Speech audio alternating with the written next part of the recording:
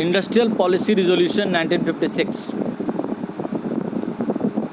Hair हम लोग यहाँ ये टॉपिक डिस्कशन कर रहे हैं strategy of industrial growth chapter से।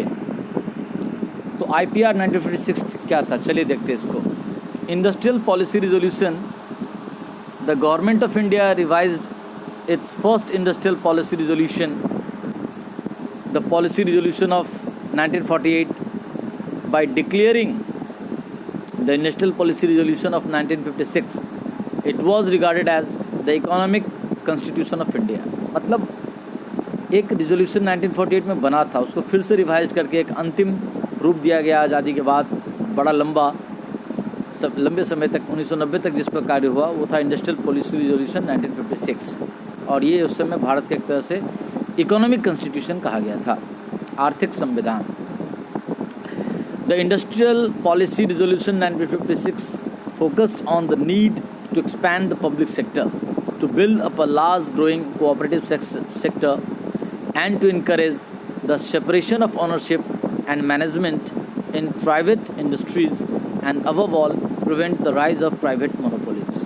मतलब इंडस्ट्रियल पॉलिसी रिजोल्यूशन 1956 जो था वो पब्लिक सेक्टर को कैसे विस्तार किया जाए और एक विशाल लार्ज ग्रोइंग आगे बढ़ता हुआ कोऑपरेटिव सेक्टर का कैसे विकास हो, and to encourage the separation of ownership and management. हाँ, और ऐसा बिजनेस हो जिसमें मैनेजमेंट अलग हो, ओनरशिप अलग हो, इन प्राइवेट इंडस्ट्रीज, मतलब जॉइंट स्टॉक कंपनीज टाइप का बिजनेस ज़्यादा हो, इस बात पर ज़्यादा जोर दिया गया। और प्राइवेट मोनोपोलीज नहीं हो, इस बात पर भी ध्यान रखा गया। IPR 1956 classified industries into 3 categories, और IPR 1956 ने इंडस्ट्रीज के 3 कैटेगरी में बांटा था। पहला schedule A, it consisted of 17 industries, इसमें 17 उद्योग थे। Out of these 17 industries 4 industries namely arms and ammunitions, atomic energy, railways and air transport had central government monopolies. ये जो 4 उद्योग थे, क्या आर्म्स एम्यूनिशंस बनाने का, एटॉमिक एनर्जी बिजनेस में, रेलवे से रिलेटेड बिजनेस में, एयर ट्रांसपोर्ट से रिलेटेड बिजनेस में सेंट्रल गवर्नमेंट ही करेगी, और बाकी 13 जो थे वो सेंट्रल स्टेट सभी कोई कर सकते हैं। New units in the remaining industries were developed by the state governments. Schedule B, it consisted of 12 industries, इसमें 12 उद्योग थे कैटेगरी में। These industries were open to both the private, इसमें प्राइवेट और पब्लिक सेक्टर यानी सरकार और प्राइवेट दोनों ही बिजनेस कर सकते हैं। However such industries were progressively state owned, ज़्यादातर स्टेट ओन्ड ही थे। Schedule C, all the other industries which we are not included in this 2 schedules constituted the 3rd category which was left open to the private sector. However, the state reserved the right to undertake any type of industrial production। Schedule C में क्या क्या आ गया, ऐसे industries को रखा गया जो ना शेड्यूल ए और शेड्यूल बी में थे, और इसमें से ज़्यादातर वो थे जो प्राइवेट सेक्टर्स के लिए खुले थे कि आप चाहो तो इसमें आकर के बिजनेस कर सकते हो। और ये भी रखा कि सरकार जब भी चाहे प्राइवेट सेक्टर को टेक ओवर कर सकती है। The other features of the IPR 1956 were, 1956 के जो रिजोल्यूशन थे, ये जो schedule A, schedule B, schedule C हम लोगों ने देखा, उसके अलावा कुछ अन्य विशेषताएँ भी इसके थी, फीचर्स या कैरेक्टरिस्टिक्स जो कह लें। पहला था 1 नंबर इंडस्ट्रियल लाइसेंसिंग।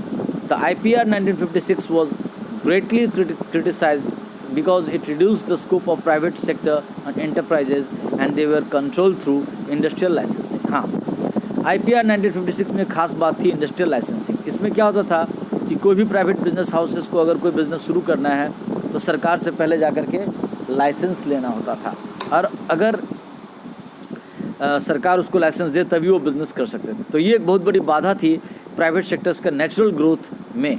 इस बात के लिए सेंट्रल गवर्नमेंट को उस समय क्रिटिसाइज भी किया गया था। In order to open new industry or to expand its production, obtaining a license from the government was necessary। बिल्कुल सही बात कि सरकार से बिना लाइसेंस लिए आप कोई भी नया प्रकार का उद्योग धंधा नहीं खड़ा कर सकते हैं। Opening new industries in backward areas was provided with easy licensing and subsidies like electricity and water were provided। This was done to develop backward areas। हाँ, लेकिन एक बात थी इस IPR की कि इसमें जो लाइसेंसिंग दिया जाता था, यदि आप बैकवर्ड एरिया में, दूर दराज के क्षेत्र में अगर कोई इंडस्ट्रीज बैठाना चाहते हैं तो सरकार उसका लाइसेंस तुरंत दे देती थी, और इसके अलावा सब्सिडी प्रोवाइड करती थी, टैक्स में एग्जम्पशंस प्रोवाइड करते थे, सस्ता रेट पर इलेक्ट्रिसिटी प्रोवाइड करते थे, वाटर फ्री ऑफ कॉस्ट या कम चार्जेस में देते थे। इसका मकसद सरकार का ये था कि बैकवर्ड एरिया में छोटे छोटे इंडस्ट्रीज डेवलप हों और वो भी आगे बढ़े। Licences to increase production were issued only if the government was convinced that the economy required more of the goods. हाँ, और देखिए एक बात, आप तो पहले इंडस्ट्री लाइसेंस लीजिए कि इंडस्ट्री डेवलप करना है, खड़ा करना है, बाद में आप अगर उसका प्रोडक्शन बढ़ाना चाहते हैं पहले की अपेक्षा, तो सरकार से फिर से जाके लाइसेंस रिन्यू कीजिए कि मेरा प्रोडक्शन अब पहले से ज़्यादा होगा, और फिर सरकार उस पर सोचेगी कि क्या ये बढ़ा हुआ प्रोडक्शन हमारे देश के इकोनॉमी के हिसाब से ठीक है, तब वो लाइसेंस देगी या नहीं देगी। तो यानी आईपीआर में खामियां भी थी। फिर था cottage and small scale industries. The government focused on the cottage and small scale industries in the IPR 1956। सरकार ने गृह उद्योग और लघु उद्योग को बढ़ावा देने का एक जोर दिया। The cottage and small scale industries would help in creating employment opportunities. छोटे छोटे उद्योग देश में कोई भी लगा सकते थे, और इससे इकोनॉमिक इक्वालिटीज़ एक तरह से आती, ज़्यादा लोगों को एम्प्लॉयमेंट होता, और स्मॉल स्केल इंडस्ट्रीज या कॉटेज इंडस्ट्री ज़्यादातर मैनुअल लेबर से ही काम होते थे, तो देश में एम्प्लॉयमेंट बढ़ता। ये सरकार का मकसद था। Development of SSI small scale industry a policy instrument to promote the goals of employment and equity. हाँ, देखिए बता रहा है कि SSI सरकार के लिए क्या था। It refers to the development of small scale industries were considered as a tool or an instrument to achieve the goals of employment and equity। मतलब SSI बैठाने का पीछे का मकसद था कि ये एक आर्थिक उद्देश्य कि जिस समाज के ज़्यादा लोगों को एम्प्लॉयमेंट मिल सके, इकोनॉमिक इक्वालिटी आए, क्योंकि स्मॉल स्केल इंडस्ट्रीज में ज़्यादा कैपिटल नहीं लगता है, तो कोई भी कहीं शुरू कर सकता है अपने अपने रीजन में स्पेशलिटी के हिसाब से, कहीं पे बांस से रिलेटेड प्रोडक्ट, कहीं पे चाय पत्ती से रिलेटेड, कहीं पे कुछ से रिलेटेड, और मैनुअल लेबर से काम उसमें ज़्यादा होगा तो ज़्यादा लोगों को जॉब मिलेगा। The process of industrialisation in India that had taken place can be divided into 2 categories और डायमेंशंस। भारत में जो उद्योग धंधे पनपे उसको 2 कैटेगरी में बांटा गया।